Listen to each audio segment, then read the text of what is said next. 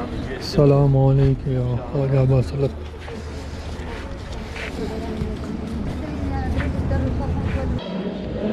ये ख्वाजा बसलत उनका मज़ार है, साले बिन सुलेमान रज़ियल्लाहु ताला अन्हु।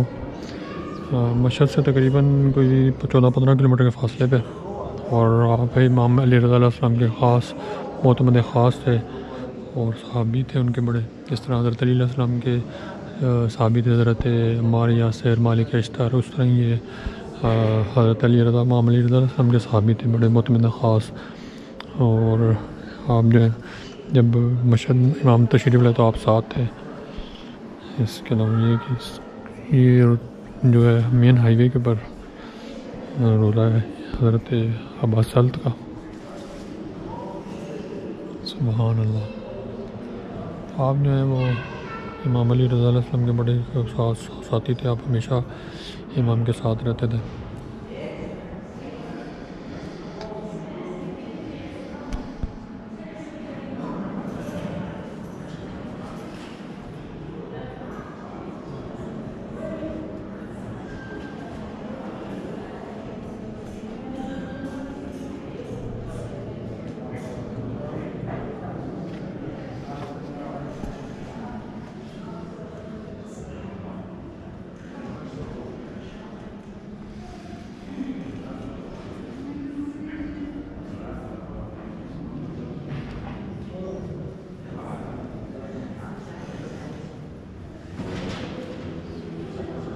ثم إني أجدد له ثياب اليوم ففي كل يوم عهدا عبدا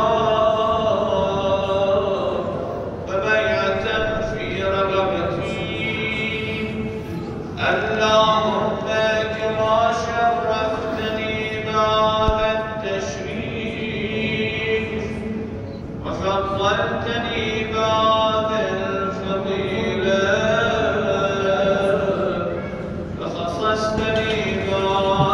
فلسطين में शराफत हुसैन रहा।